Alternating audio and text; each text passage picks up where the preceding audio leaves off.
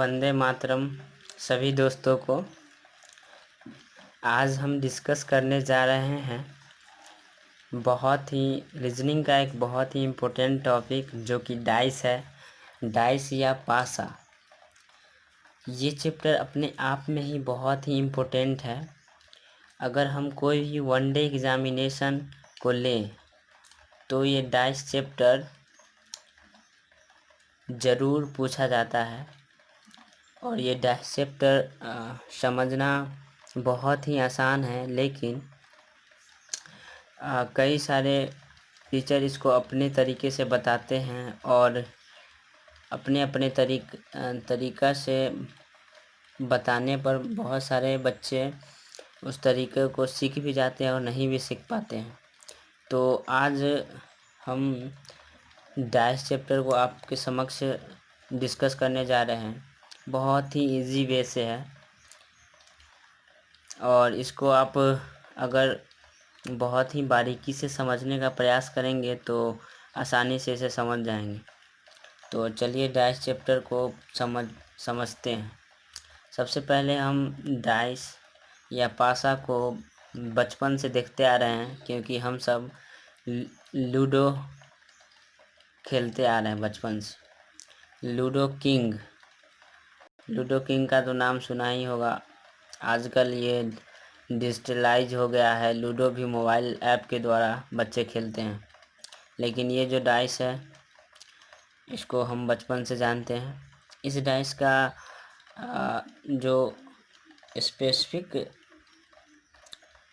Specific reason है कि यह स्टैंडर्ड डाइस क्यों है, क्योंकि इसका जो अपोजिट सरफेस का जो सम होगा वह इक्वल टू 7 होगा। जैसे कि देखिए 1 और इसका जो अपोजिट होगा 6 होगा, तो 6 और 1 कितना हुआ 7। उसी प्रकार से 3 और इसका जो अपोजिट वैल्यू होगा इस सरफेस का वो 4 होगा। वो कैसे? क्योंकि हम जानते हैं कि जो स्टैंडर्ड डाइस है उसके अपोजिट सरफेस का सम 7 होता है। 2 को अगर हम ले लें तो इसका अपोजिट कितना होगा 5 होगा। तो स्टैंडर्ड डाइस का ये बहुत ही महत्वपूर्ण फीचर है कि ये जो इसका जो अपोजिट सरफेस का जो सम होगा वह 7 के इक्वल होगा। तो ये जो डाइस हुआ, जो भी डाइस जिसके अपोजिट सरफेस का सम 7 हो उसे हम स्टैंडर्ड डाइस या फिर स्पेसिफिक या यूनिवर्सल डाइस कहते हैं। डाइस को हम 3 ही सरफेस से रिप्रेजेंट करते हैं। अगर आप कोई भी क्वेश्चन उठा के देख लें कॉम्पिटिटिव एग्जामिनेशन का, अगर उसमें डाइस रिप्रेजेंट किया है क्वेश्चन में तो वह 3 ही सरफेस को दिखाया होगा। 3 सरफेस को दिखाने के पीछे भी एक रीज़न है। वो ये है कि जब हम इस डाइस को देखना चाहें और कोई भी सरफेस को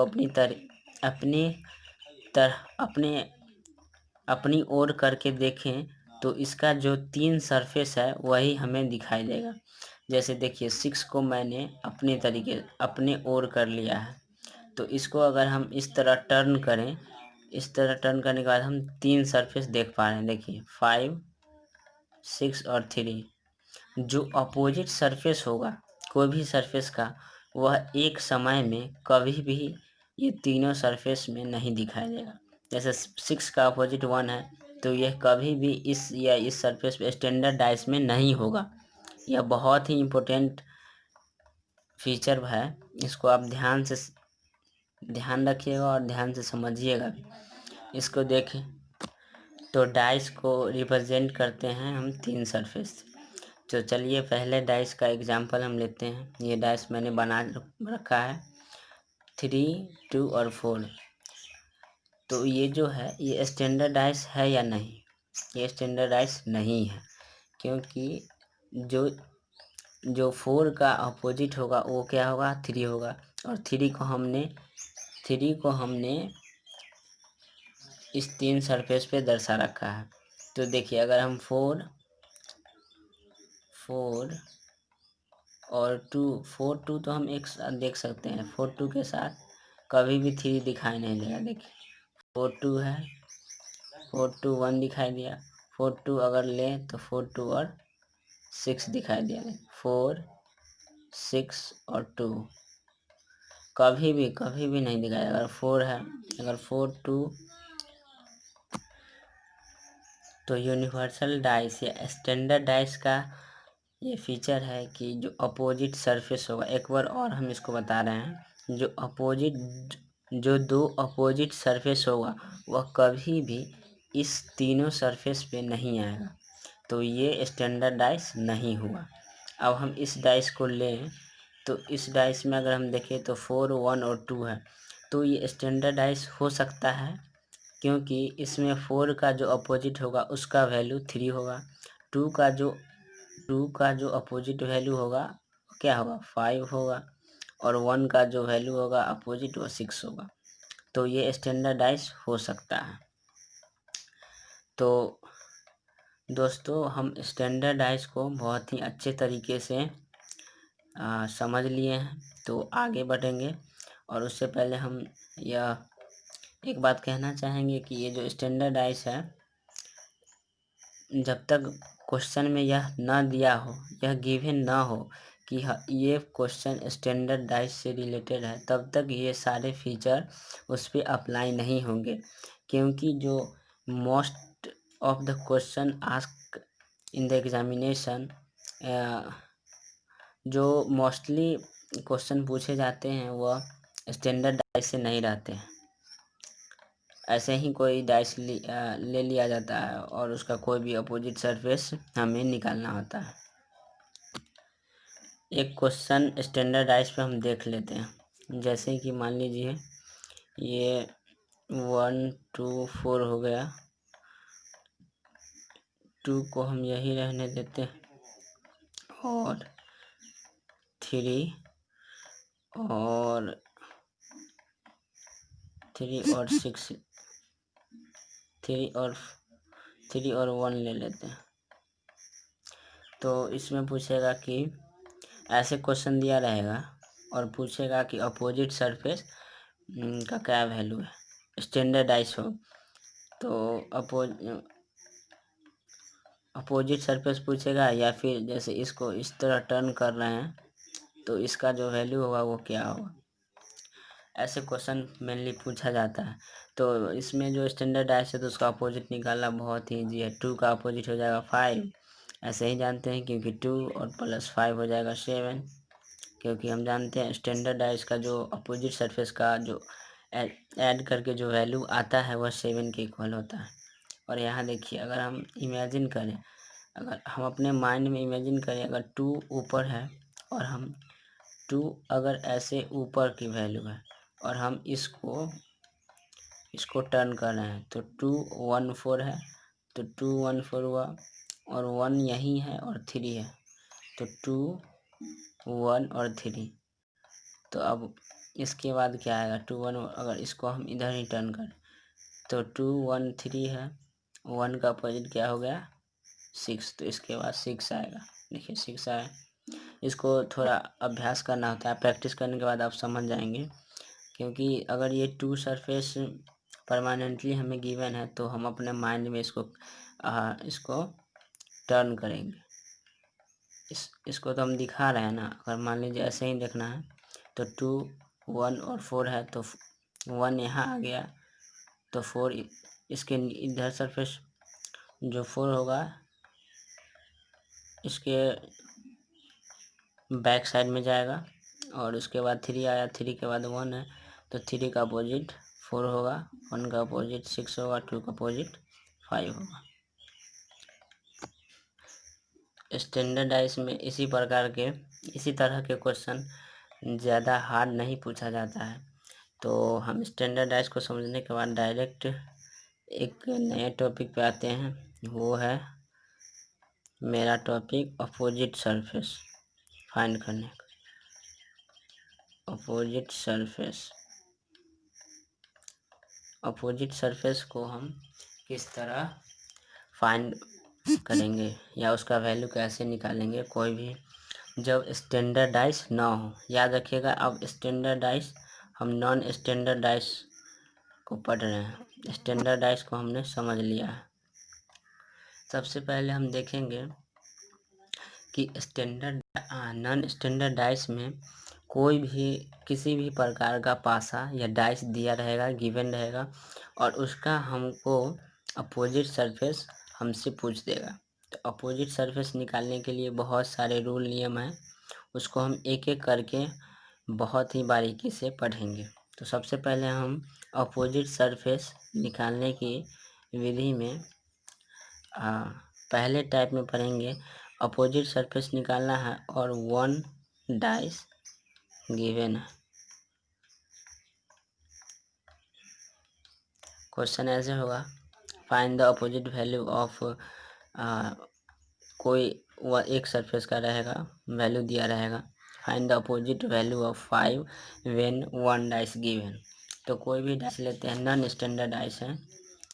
नॉन स्टैंडर्ड डाइस में हम स्टैंडर्ड की तरह ट्रीट नहीं करेंगे, याद रखिएगा। 1, 2 और 3, इसमें पूछेगा कि 2 का अपोजिट क्या होगा, या 3 का अपोजिट क्या होगा, या 1 का अपोजिट क्या होगा। चूँकि यह स्टैंडर्डाइज नहीं है और स्टैंडर्डाइज नहीं है, तो हम 1, 2 और 3 का जो अपोजिट होगा वो एग्जैक्टली नहीं बता पाएंगे। तो क्वेश्चन में और इसका जो ऑप्शन दिया रहेगा 4, 5, 6 और 2 मान लेते हैं। तो मान लीजिए इसमें पूछा कि 3 का अपोजिट क्या होगा। 3 का अपोजिट दिया है क्या होगा, और अगर ऑप्शन ऐसे दिया रहता है तो ये ऑप्शन ऐसे दिया रहता है तो ये सवाल ही, क्वेश्चन ही गलत हो जाएगा। क्योंकि हम नॉन स्टैंडर्ड डाइस में 3 सरफेस दिया है, एक ही डाइस दिया और हमको कोई भी सरफेस का अपोजिट पूछा तो हम नहीं बता पाएंगे एग्जैक्टली वैल्यू, क्योंकि जो 2 का वैल्यू होगा ये इसका जो अपोजिट होगा 4 भी हो सकता है, 5 भी हो सकता है और 6 भी हो सकता है। तो जो सही फॉर्म ऑफ क्वेश्चन होगा वो ये होगा कि जो 3 का अपोजिट होगा, 3 का अपोजिट हमसे पूछेगा और ऑप्शन रहेगा 4, 5 या 6, दूसरा 2, 4, 5, तीसरा 4, 5, 1 और 4। डाटा इनएडिक्वेट या डाटा इनएडिक्वेट या उपरोक्त में से कोई नहीं, ऐसे ही ऑप्शन दिए रहेंगे। तो इसका जो आंसर होगा 3 का अपोजिट, 3 का अपोजिट नॉन स्टैंडर्डाइज है, तो इसमें देखना है 3 वैल्यू जो इस तीनों वैल्यू से अलग हो, डिफरेंट हो। तो हम देखते हैं 2, 4, 5, तो 2 इसमें है, कॉमन आ गया, तो ये तो नहीं होगा। 3 का जो अपोजिट होगा वह इस 3 सरफेस पे नहीं दिखाई देगा, या फिर जो 2 का जो अपोजिट होगा ये तीनों सरफेस में वैल्यू गिवन नहीं रहेगा। तो इसका जो सही आंसर होगा ये होगा, क्योंकि जो 3 का जो अपोजिट होगा वो इन तीनों वैल्यू में से कोई नहीं होगा। तो 4, 5, 6 इसका आंसर होगा। क्वेश्चन के दूसरे टाइप में आए तो हमें सबसे पहले ये दिया रहेगा कि 2 सरफेस डाइस का है, गिवन है, और तब हमें अपोजिट निकालना है। तो इस टॉपिक में 3 टाइप है। टू सरफेस दिया रहेगा और सबसे पहले हम देखेंगे जब डाइस का दो डाइस गिवन है, यहाँ 2 सरफेस नहीं होगा, 2 डाइस गिवन और क्वेश्चन पूछेगा कि इसका कोई भी वैल्यू दिया रहेगा और उसका अपोजिट पूछेगा क्या होगा। तो मान लीजिए कोई दो डाइस ले लेते हैं और उसमें क्वेश्चन इस प्रकार के क्वेश्चन के टाइप का फर्स्ट टाइप रहेगा कि 2 डाइस गिवन है और उसका 2 डाइस गिवन और एक सरफेस कोई कॉमन है।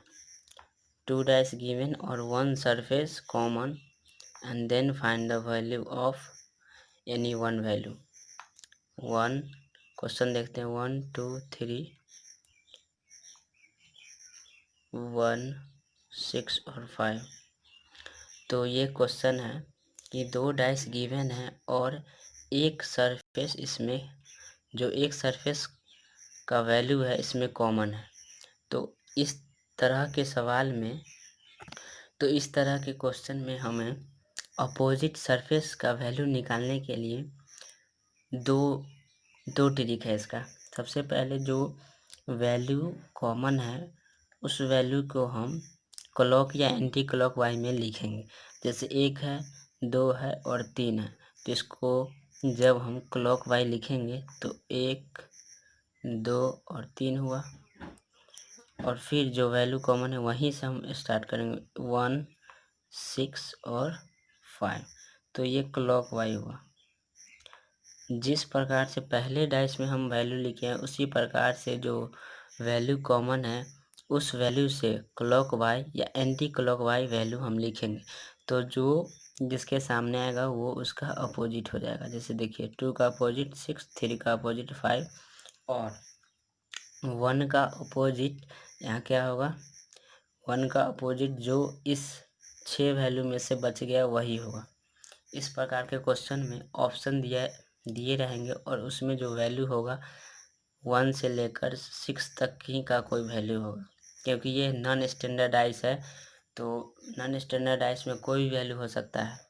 तो इसमें हो सकता है कि यहाँ 7, 1 का अपोजिट 7 भी हो जाए। 1 का अपोजिट 7 उसी कंडीशन में होगा जब यहाँ 1 से लेकर या फिर ऑप्शन में 4 के जगह 7 हो, 4 गिवन नहीं हो। क्योंकि अगर 4 गिवन नहीं होगा तो हम ये मान के चलेंगे कि इस डाइस में जो वैल्यू लिया गया है 1, 2, 3, 6 ये 4 तो हो ही गया। क्योंकि यहाँ इन दोनों डाइस से ये 4 वैल्यू आ गया, 5 वैल्यू आएगा 1, 2, 3, 5 और 6, 5 या तो 4 हो सकता है या फिर कुछ भी हो सकता है। यहाँ पर इसका जो अपोजिट कुछ भी होगा वो ऑप्शन के अनुसार ही देखेंगे, अकॉर्डिंग टू ऑप्शन हम चूज करेंगे। लेकिन ज़्यादातर क्वेश्चन में 1 से लेकर 6 है, मतलब कंटिन्यूसली जो वैल्यू होगा उसी को गिवन दिया वही दिया रहता। तो यहाँ हम 4 को ही लेकर चलेंगे। तो इसका अपोजिट 1 का अपोजिट 4 होगा। 4 ही क्यों होगा, क्योंकि 1 से लेकर 6 तक वैल्यू है और 5 वैल्यू हम देख लिए हैं, जिसमें से 4 वैल्यू तो एक दूसरे का अपोजिट है और जो बच गया वो एक का अपोजिट होगा।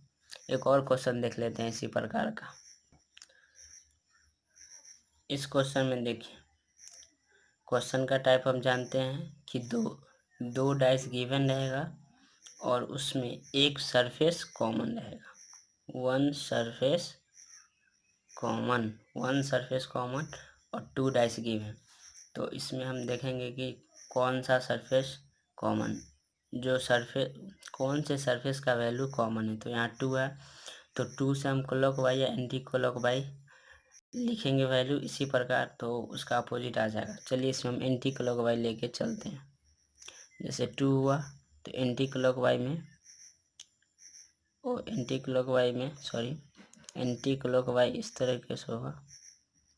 तो 2 के बाद 1 उसके बाद 3, इसमें भी एंटी क्लॉक वाई चलेंगे 2, 4 और 6। तो इसमें 2 का अपोजिट क्या होगा, यहाँ 5 होगा। क्योंकि हम जानते हैं कि ज़्यादातर क्वेश्चन में जो वैल्यू होगा कंटिन्यूसली दिया रहेगा 1 to 6, 6 सरफेस होता है तो 6 वैल्यू दिया रहेगा। और इसको एंटी क्लॉक वाई में देखे हैं और हम क्लॉक वाई में देखें तो 2, 3 और 1, इसमें देखें तो 2, 6 और 4। देखिए क्लॉक वाई या एंटी क्लॉक वाई में दोनों से जो आंसर आएगा सेम ही आएगा। क्योंकि देखिए 3 का अपोजिट 6 हुआ, 4 का अपोजिट 1 है, इसमें का जो अपोजिट बच गया 5 बच गया। तो यह बहुत ही इजी था। तो इस टाइप के क्वेश्चन का अगले फॉर्म में चलते हैं। तो इसको हम बारीकी से देखें तो इसको हम ऐसे भी कह सकते हैं, 2 डाइस गिवन या 2 सिचुएशन ऑफ डाइस गिवन। कोई भी डाइस का 2 सिचुएशन दिया रहेगा और उसमें एक सरफेस कॉमन रहा, 1 सरफेस कॉमन रहा, तो उसका हम जो अपोजिट वैल्यू निकालने का जो विधि था उसको हम जान चुके हैं। अब दूसरे विधि पे चलते हैं, दूसरे टाइप पे चलते हैं। दूसरा टाइप ये होगा कि 2 सिचुएशन ऑफ डाइस गिवन रहेगा और 2 सरफेस कॉमन रहेगा। 2 सिचुएशन ऑफ डाइस गिवन और 2 सरफेस कॉमन, मतलब कोई भी 2 सिचुएशन डाइस का दिया रहेगा और उसमें कोई एक वैल्यू का अपोजिट वैल्यू पूछेगा। तो चलिए एक क्वेश्चन इस पे देख लेते हैं। ये बहुत ही ईजी है, इसको निकालने का जो ट्रिक है बहुत ही ईजी है। तो देखिए, सबसे पहले हम लेते हैं एक क्वेश्चन ले लेते हैं 2 3 1 3 5 2। तो इसमें हम गौर से देखें तो 2 वैल्यू कॉमन है, ये 2 सिचुएशन ऑफ डाइस में 2 और 3 इसमें कॉमन है, इसमें भी इन दोनों में 2 और 3 कॉमन है। तो जो बच गया उसका यहाँ क्वेश्चन दिया रहेगा कि 1 का अपोजिट क्या होगा, या फिर 1 या 5 में से कोई दिया रहेगा कि 1 और 5 में से एक का अपोजिट बताएं। तो हम दोनों लिख दिए हैं, क्वेश्चन में मेनली एक ही दिया रहेगा कि 1 का अपोजिट क्या होगा या 5 का अपोजिट। तो इसका बहुत ही सरल तरीका है कि जो 2 वैल्यू दिया है और बच गया है, जो 2 वैल्यू दोनों 2 सिचुएशन में जो वैल्यू 2 कॉमन है और दोनों में जो बाकी वैल्यू बच गया वो एक दूसरे का अपोजिट होगा। 1 का अपोजिट 5। बहुत ही सिंपल है, बहुत ही सिंपल। जैसे कोई भी एक क्वेश्चन और देख लेते हैं 6 5 1 4 5 और 1। तो इसका जो यहाँ रहेगा 6 का अपोजिट क्या होगा, 4 होगा, या 4 का अपोजिट 6 होगा। ये क्वेश्चन अलग अलग करा रहे हैं तो बहुत इजी लग रहा है। यही 4 डाइस या 5 डाइस दिया रहेगा और आपको जब 5 का वैल्यू पूछेगा तो हमको ऐसे डाइस को देखना होगा जिसमें अगर जल्दी वैल्यू फाइंड करना है, अगर 4 सिचुएशन ऑफ या 5 3 बहुत ही इजी वे से हम ये समझ चुके हैं कि जब कोई दो सिचुएशन ऑफ डाइस दिया रहा है और एक सरफेस 2 सरफेस कॉमन हो तो उसमें जो बाकी वैल्यू दोनों डाइस में बच गया वह एक दूसरे का अपोजिट होगा। ये बहुत ही शॉर्ट तरीका है। कोई भी 3 और 4 अगर सिचुएशन दिया हो डाइस का उसमें अपोजिट निकालने का। तो इस इजी वे को समझने के बाद एक तीसरे फॉर्म पे आते हैं। तीसरा टाइप ये होगा कि 3 और 4 डाइस दिया रहेगा और कोई भी एक वैल्यू का अपोजिट पूछेगा। तो चलिए एक क्वेश्चन इस पे देखते हैं। क्वेश्चन ये है कि इसमें हमें 5 का अपोजिट फाइंड करना है और 4 सिचुएशन ऑफ डाइस दिया है। 4 सिचुएशन को हम लिख ले रहे हैं यहाँ। 4 फॉर्म ऑफ डाइस दिया है, 5 3 2 1 4 2। अब ये क्वेश्चन है कि ये 4 सिचुएशन ऑफ डाइस दिया है और 5 का अपोजिट निकालना है। तो थोड़ी देर आप सोच लीजिए, उसके बाद हम इसका वैल्यू फाइंड करके दिखाएंगे। इस क्वेश्चन को सॉल्व करने का दो वे है, 2 तरीका है। जो मेनली स्टूडेंट हैं वो पहले वाले नियम से इसको बनाने का प्रयास करते हैं। अब हमें 5 का अपोजिट चाहिए तो ज़्यादातर स्टूडेंट क्या करते हैं, ज़्यादातर स्टूडेंट कोई भी एक सरफेस कॉमन वाले 2 सिचुएशन डाइस को उठाएंगे और तब उसका वैल्यू निकालेंगे। तो देखिए हम एक सरफेस कॉमन वाले डाइस को अगर लें तो ये 1 2 3 और 1 4 6 ये दोनों जो डाइस है एक दूसरे में एक सरफेस कॉमन है। तो हम इसका क्लॉकवाइज या एंटी क्लॉकवाइज जो सरफेस है पहले विधि से चलेंगे। 1 यहाँ कॉमन है तो 1 से हम क्लॉकवाइज चलते हैं, तो 1 2 3 और 1 4 6 इसका आ गया। तो 1 2 3 और 1 4 6, तो इसका जो 1 का जो अपोजिट होगा वही 5, वो 1 का जो अपोजिट होगा वह 5 का अपोजिट होगा। 1 का अपोजिट 5 होगा, तो 5 का अपोजिट क्या होगा 1 हुआ। तो बहुत से बच्चे तो इस तरीका को अपनाएंगे, लेकिन जब 3 और 4 कंडीशन या सिचुएशन दिया है तो हम ऐसे दो सिचुएशन ऑफ डाइस को देखेंगे जिसमें दो सरफेस कॉमन हो। जैसे 2 और 3 है तो इसमें नहीं है, इस दोनों डाइस में भी कोई कॉमन नहीं है। 3 और 2 है, 3 और 2 और इसमें कंपेयर करें तो इसमें भी कोई दो साइड कॉमन नहीं है। इसमें तो इन दोनों में कोई एक भी साइड कॉमन नहीं है।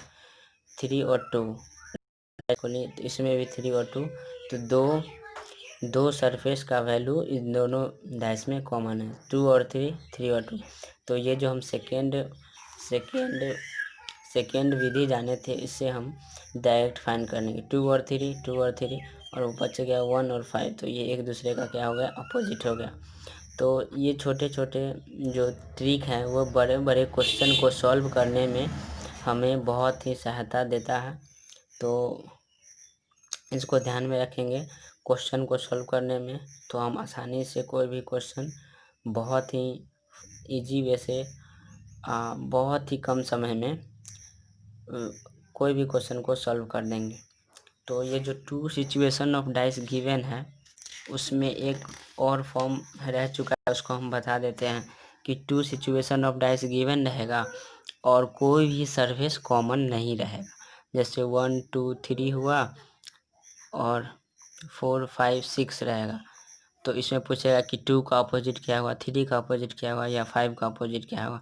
तो इसको निकालने का जो एग्जैक्ट विधि है, एग्जैक्ट वैल्यू हम नहीं निकाल सकते हैं। एक का अपोजिट 4 5 6 कोई हो सकता है, कैसे हम बताएंगे, क्योंकि इसमें कोई भी कॉमन नहीं है। तो ऐसे क्वेश्चन में एक ही रूल है जो ज़्यादातर क्वेश्चन में अप्लाई होता है, और ये रूल हम बता दें कि ये रूल सभी क्वेश्चन पे अप्लाई नहीं होगा और सभी क्वेश्चन जो इस प्रकार के होंगे सॉल्व नहीं होंगे। ऐसे क्वेश्चन नहीं पूछे जाते, ज़्यादातर नहीं पूछे जाते, लेकिन अगर ऐसा क्वेश्चन आ जाए तो एक ही तरीका है उससे सॉल्व होगा कि जो इसके नज़दीक का वैल्यू होगा वही उसका अपोजिट होगा। 4 का नज़दीक है, बहुत ही करीब है, 4 का अपोजिट 3 है, तो ये एक दूसरे का अपोजिट हो जाएगा, 1 का अपोजिट 6 हो जाएगा। ऐसे क्वेश्चन में ज़्यादातर इसी विधि से सॉल्व होगा। और अगर इसमें इस टाइप के क्वेश्चन में पूछे कि 2 का अपोजिट क्या होगा, 2 का अपोजिट क्या होगा, तो 2 का अपोजिट अगर इससे देखें तो 5 होगा, लेकिन ज़्यादातर जो होगा ये तीनों वैल्यू में से कोई भी एक वैल्यू उसका अपोजिट हो सकता है। अगर ऑप्शन में ऐसे गिवन ना रहे तब ही ये जो ट्रिक है इसको अप्लाई करेंगे। इस प्रकार के क्वेश्चन बहुत कम आते हैं, ज़्यादातर क्वेश्चन यही दोनों जो टाइप बताया उसी में से आएगा। तो चलिए, बहुत बहुत धन्यवाद। इस सेशन में हम यहाँ तक डाइस का जो अपोजिट सरफेस निकालने का जो ट्रिक था उसको हम जान चुके हैं। ये जो टाइप है, इस टाइप में बहुत सारे क्वेश्चन पूछे जाएंगे। 3 और 4 सरफेस दिया रहेगा, 3 और 4 सिचुएशन, और उसमें से कोई भी एक सरफेस का अपोजिट पूछ लिया जाता है। तो बहुत बहुत धन्यवाद।